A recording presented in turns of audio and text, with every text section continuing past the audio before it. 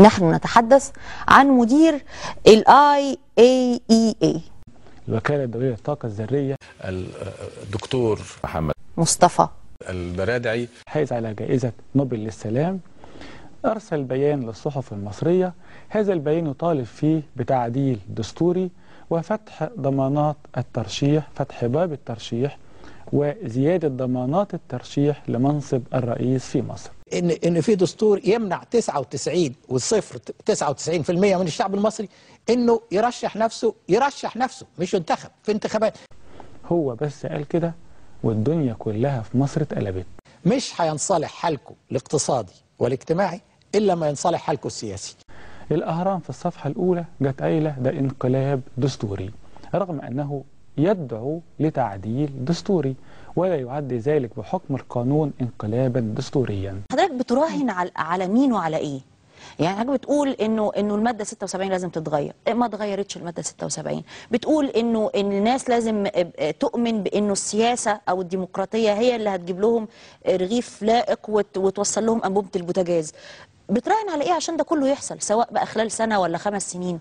براهن على الشعب المصري يا منى. الشعب المصري يعني احنا الحقيقه عملناه بقدر كبير من المهانه، اذا كنت يمكن اقول هذه الكلمه، في ال50 سنه الماضيه الشعب المصري همشناه، اعتبرناه كأنه يعني عبء علينا. في مقال الأهرام أخطاء معلوماتية. الأهرام قالت إن الدكتور محمد البرادعي عنده جنسية سويدية، وده كلام فارغ وناس ما اشتغلتش 5 دقايق بحث في الموضوع، لأن الدكتور محمد البرادعي لا يحمل أي جنسية أخرى، وألف به معروفة لناس كتيرة جدا. دكتور البرادعي جنسية مصرية فقط، لا سويدية ولا نرويجية ولا غيرها، وكلام الأهرام غير صحيح. أنا مصري، ما عنديش غير الجنسية المصرية، مصري من زي ما بتقولوا أنتوا حتى النخاع.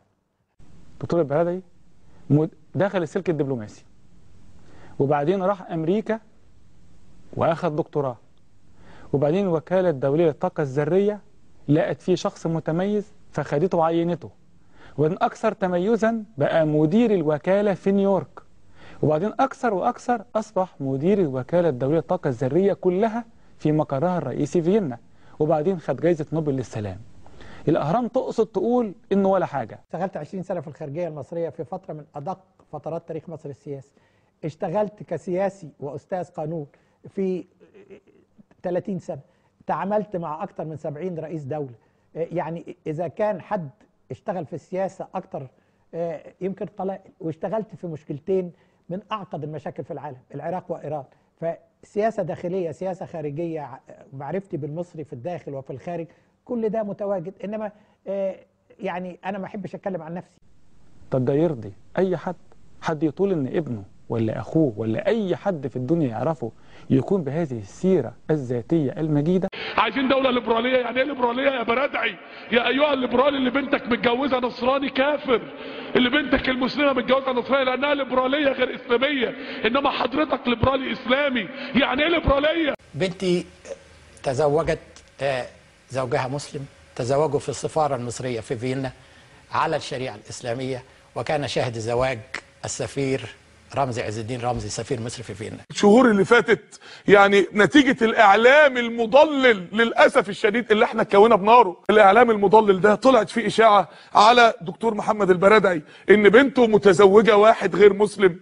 الإشاعة طبعا صعبة يا إخواني، يعني وللأسف الشديد للأسف يعني كثير من المصريين كانت الصورة مشوشة عندهم في هذا الأمر يعني. ومؤخرا طلع دكتور البرادعي وأنكر بنفسه يعني، وهو ده الجديد اللي حصل. طلع مؤخرا وانكر بنفسه هذا الكلام. احنا طبعا بنصدق الرجل، بنصدقه ويعني بنصدق ما قال. عشان كده يعني انا نيابة عن كل واحد قال هذا الكلام، نيابة عن كل واحد ردد هذا الكلام، يعني انا باسمي وباسم اي حد رد هذا الكلام يعني بنقدم اعتذار لدكتور البرادعي. هذا ديننا يا جماعة. والنقطة التالية وهي نقطة خطيرة، التشكيك في الوطنية. أهرام تقول إن هو بيحقق رغبات جهات أجنبية، وفي بعض الوثائق في ويكيليكس زي ما حضرتك ذكرت اسم الرئيس السابق حسني مبارك، بتقول انه هو كان بيدفع الولايات المتحدة في الواقع الى غزو العراق، فيما انت كنت تحاول يعني ان تلجم الولايات المتحدة عند هذا المفترق. وده كلام لا يجوز.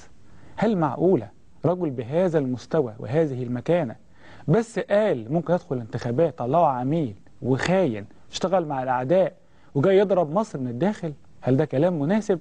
لما نجيب الكلام اللي قبل كده اللي اتقال عن الدكتور البرادعي في الأهرام نفسها وبقلم رئيس التحرير نفسه عن دكتور محمد البرادعي، هل من المناسب انك لما تنقلب عليه تطلعه خاين وعميل وملوش أي لازمة في الحياة؟ After 3 months of intrusive inspections, we have to date found no evidence or plausible indication of the revival of a nuclear weapon program in Iraq. وتعليق الأخير على الأمر إن طبعا ده كلام فارغ وكلام فيه درجة عالية من الجهل، لأن دكتور محمد البرادعي وطني من أقصاه إلى أدناه غصب عن ناس كتيرة. دكتور البرادعي يلي رئيس الجمهورية في البروتوكول، يعني يسبق أحمد نظيف، يعني لو عشا سيادة الرئيس قاعد ترتيب البرادعي قبل أحمد نظيف، لأنه يحمل قلادة النيل التي منحه إياها السيد الرئيس. وبعد عمر طويل أمد الله في عمره جنازة عسكرية، ولا بد أن تكون جنازة عسكرية لأنه يحمل أعلى وسام في مصر وهو قلادة النيل. إنه شعبيتك تأتي من عالم افتراضي فيرتشوال، يعني عالم خيالي هو عالم الإنترنت، مش جاية من عالم واقعي. مش قلقان من إنه الكلام سهل والتعليق سهل، إنما فعلا يمكن المسألة أصعب من ده بكتير. منى، كنت قلق لو كنت ببحث عن شعبية. أنا ما ببحثش عن شعبية، أنا ببحث عن رسالة بحاول أوصلها للشعب المصري. أنا مش بقول هذا تفضلا، أنا بقول هذا لأن قناعتي إن كل بني آدم وبالذات بلدي لازم كل بني آدم فيها يكون حر ويكون عايش حياة حرة كريمة. ده إذا استطعت أن أحققه هبص لنفسي في المراية وهيكون ضميري مستريح. دكتور محمد البرادعي في المستقبل القريب أو البعيد قد يكون رئيس جمهورية مصر العربية، وقد لا يكون. قد يكون لاعب رئيسي في المشهد السياسي وقد يختفي تماما من المشهد. في كل الأحوال سيظل احترامنا وتقديرنا لهذا الرجل الذي حمل اسم بلده في مكان مشرف للغاية وانتصر في معظم معاركه كقائم على الوكالة الدولية للطاقة الذرية. سيبقى هذا الاحترام موجودا أيا كانت النتائج، وجود أم اختفاء، رئاسة أم مجرد محاولة. شكرا جزيلا دكتور محمد.